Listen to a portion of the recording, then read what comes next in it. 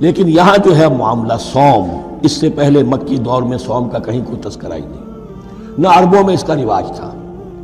یہ لفظ بھی عربی زبان میں تھا گھوڑوں کے لیے، گھوڑے روزہ رکھتے تھے۔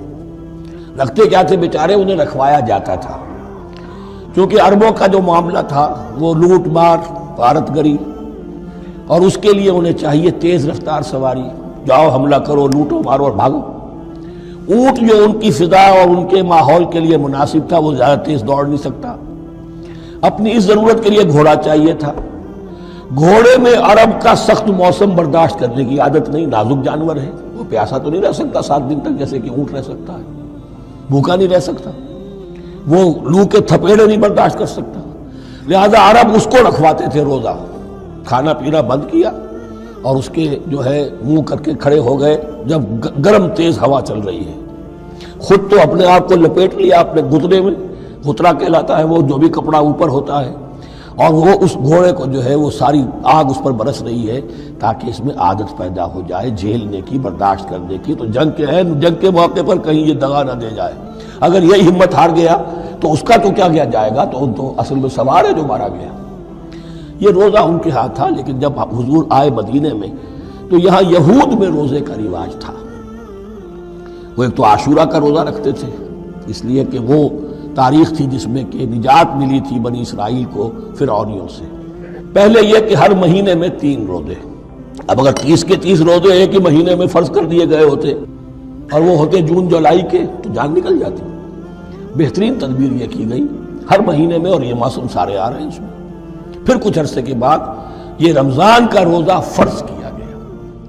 پہلا جو روزہ تھا 3 دن کا، اس میں یہ بھی تھی اجازت کہ جو اگر جب مسافر نہیں ہے، بیمار بھی نہیں ہے، طاقت رکھتا ہے روزہ رکھنے کی، پھر بھی روزہ نہ رکھے تو اس کا فدیہ یہ ہے کہ 1 مسکین کو کھانا کھلائے۔ علی الاطلاق تھا یہ۔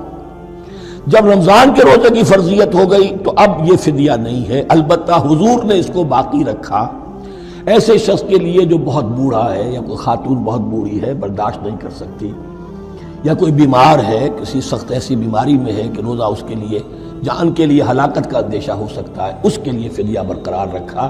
عام طور پر صحت مند شخص جو مسافر بھی نہ ہو اس کے لیے یہ رعایت ختم ہو گئی۔ یہ ہے ان آیات کی تعبیر جس پر میں پہنچا ہوں، اور بہت پہلے پہنچ گیا تھا، لیکن چونکہ اکثر مفسرین نے یہ بات نہیں لکھی ہے تو میں جھجکتا رہا، لیکن بعد میں مجھے معلوم ہوا کہ مولانا انور شاہ کاشمیری رحمۃ اللہ علیہ کی رائے یہی ہے، تو مجھے اعتماد ہو گیا۔ اور پھر مجھے اس کا ذکر جو ہے یہ تفسیر کبیر میں امام راضی کے ہاں بھی مل گیا کہ متقدمین کے ہاں یہ رائے موجود تھی کہ پہلی 2 آیتیں جو ہیں اس روزے سے متعلق، یہ رمضان کے روزے سے متعلق نہیں ہیں، بلکہ وہ 3 ہر مہینے کی 13، 14 اور 15 ایام 20 کے روزے حضور نے بعد بھی رکھے ہیں نفلاً، لیکن شروع میں یہ 3 روزے رکھنے کا حکم دیا گیا تھا۔ پہلی 2 آیتیں اس 6 آیتوں پر مشتمل رکوع، اور یہ ایک عجیب مقام ہے۔ قرآن مجید کے احکام بہت دفعہ ہے، نماز کے احکام قرآن میں بہت دفعہ ہیں، کہیں وضو کا ہے، کہیں تیمم کا ہے، کہیں اور نماز خوف کا ہے، مختلف جگہوں پر، لیکن صوم کی عبادت پر یہ 6 آیات کامل ہیں، مکمل ہیں، اس کی حکمت، اس کی غرض و غایت، اس کے احکام سب کے سب اس میں آ گئے۔ اب پہلی 2 آیتیں کون سی ہیں؟ یا ایھا الذین آمنوا کتب علیکم الصیام کما کتب علی الذین من قبلکم لعلکم تتقون۔ اے ایمان والو، تم پر بھی فرض کیا گیا روزہ رکھنا، جیسے کہ فرض کیا گیا تھا تم سے پہلوں پر، تاکہ تمہارے اندر تقویٰ پیدا ہو جائے۔ وہ جنگ کے لیے کرواتے تھے گھوڑوں کو تیار، تمہیں تقویٰ کے لیے اپنے آپ کو تیار کرنا ہے، بھوک کو قابو میں رکھ سکو، شہوت کو قابو میں رکھ سکو، پیاس کو برداشت کر سکو۔ اللہ کی راہ میں جنگ کے لیے تمہیں نکلنا ہوگا، اس میں بھوک بھی آئے گی، پیاس بھی آئے گی، اپنے آپ کو تیار کرو جہاد کے لیے۔ اور یہ بات واضح ہو جائے گی، اگلے رکوع سے قتال کی بحث شروع ہو جائے گی۔ روزے کی یہ گفتگو ہو رہی ہے تمہیداً قتال کے لیے، جیسے گھوڑوں کو تیار کیا جاتا تھا، صوم رکھوایا جاتا تھا قتال کے لیے۔ ایام معدودات، گنتی کے چند دن ہیں، یہ گویا کہ ثبوت ہے اس کا کہ یہ 2-3 دن سے زیادہ، معدود جو ہے وہ عربی زبان میں 9 سے زیادہ نہیں ہو سکتا۔ معدودہ جب آئے گا، ایام معدودات، یہ جمع جو ہے جمع قلت کہلاتی ہے۔ معدودات، معدودہ بڑی سے بڑی رقم ہو سکتی ہے، لیکن معدودات جمع قلت ہے۔ گنتی کے چند روز ہیں. فمن کان منکم مریضا، ان میں بھی یہ رعایت ہے کہ جو تم میں سے بیمار ہو او علی سفر، یا سفر پر ہو، فعدۃ من ایام اخر، تو وہ تعداد پوری کر لے دوسرے دنوں میں. وعلی الذین یطیقونہ، اور جو اس کی طاقت رکھتے ہوں، فدیۃ طعام مسکین، وہ فدیہ دیں ایک مسکین کا کھانا کھلانا.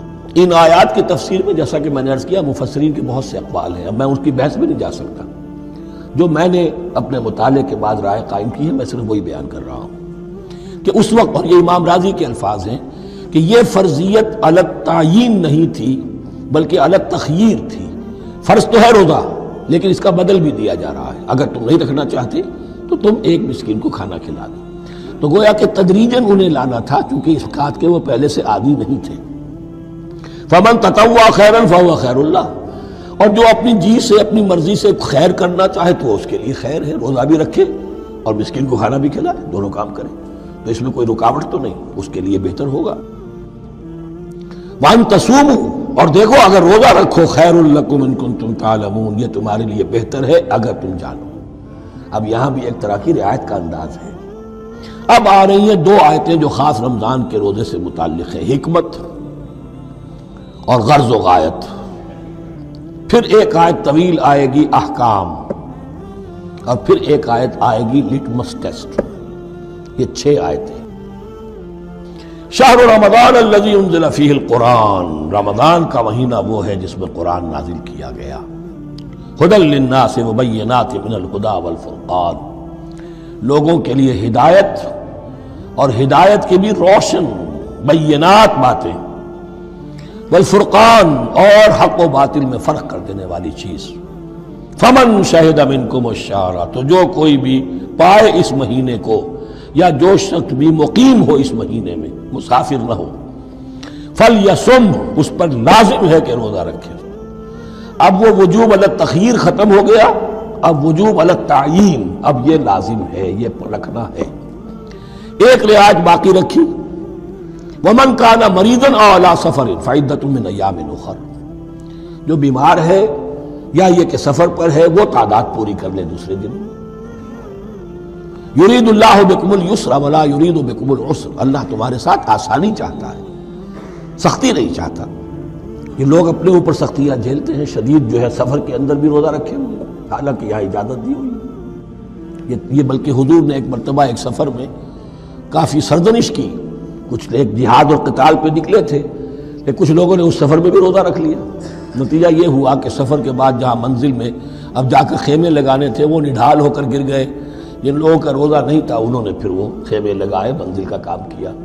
تو حضور نے فرمایا کہ لیس من البر الصیام فی السفر، روزے رمضان اس میں سفر میں روزہ رکھنا کوئی نیکی کا کام نہیں ہے. لیکن ہمارا تصور اور ہے، 105 بخار چڑھا ہوا ہے، روزہ نہیں کھولوں گا میں، روزہ تو میں نے رکھا ہوا، یا روزہ تو میں نہیں چھوڑوں گا. حالانکہ جہاں رعایت اللہ کی ہے اس رعایت سے فائدہ نہ اٹھانا ایک طرح کا کفران نعمت ہے. وَلِتُكْمِلُوا الْعِدَّةَ، لیکن تمہیں عدت اور تعداد اب پوری کرنی ہوگی. وہ جو تھی ایک رعایت کہ فدیہ دے کر فارغ ہو جاؤ، وہ نہیں ہے. وَلِتُكَبِّرُوا اللَّهَ عَلَىٰ مَا هَدَاكُمْ، اور تاکہ تم تکبیر کرو اللہ کی اس پر کہ جو اس نے ہدایت تمہیں عطا فرمائی. وَلَعَلَّكُمْ تَشْكُرُونَ، اور تاکہ تم شکر کر سکو اس نعمت عظمیٰ کا جو قرآن حکیم کی شکل میں تمہیں دی گئی.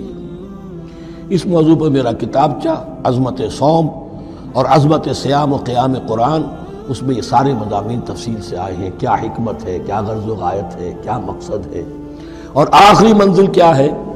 وَإِذَا سَأَلَكَ عِبَادِي عَنِّي فَإِنِّي قَرِيبٌ. مطلوب تو یہ ہے کہ تمہارا جو یہ جسم حیوانی ہے یہ کچھ کمزور پڑے، روح ربانی جو تم میں پھونکی گئی ہے اسے تقویت حاصل ہو. دن میں روزہ رکھو، اس حیوانی وجود کو ذرا کمزور کرو، دباؤ اس کے تقاضوں کو. رات کو کھڑے ہو جاؤ، اللہ کا کلام سنو اور پڑھو تاکہ تمہاری روح کی آبیاری ہو، اس پر آب حیات کا ترشح ہو. نتیجہ کیا نکلے گا؟ تمہارے اپنے اندر سے ایک پیاس ابھرے گی. وَإِذَا سَأَلَكَ عِبَادِي عَنِّي فَإِنِّي قَرِيبٌ، تقرب الی اللہ کا جذبہ پیدا ہوگا. تو اے نبی، جب میرے بندے، ایسے بندے آپ سے میرے بارے میں سوال کریں، ان کو بتا دیجئے میں قریب ہوں، دور نہیں ہوں.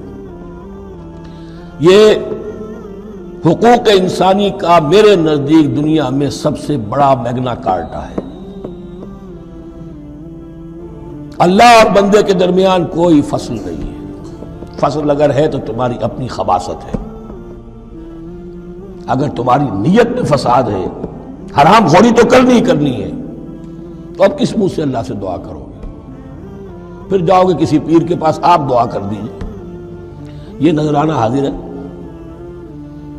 یہ طریقہ کیا ہے؟ انسان کا نفس حائل ہے اور کوئی نہیں، ورنہ ہم تو مائل بے کرم ہیں، کوئی سائل ہی نہیں، راہ دکھنا ہے کسی رہنمی منزل ہی نہیں، کوئی پوپ نہیں، کوئی پنڈت نہیں، کوئی پادری نہیں، کوئی پیر نہیں، کوئی نہیں۔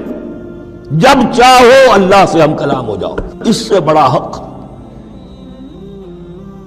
کیوں خالق و مخلوق میں حائل رہے پردے؟ پیران کلیسا کو کلیسا سے اٹھا دو۔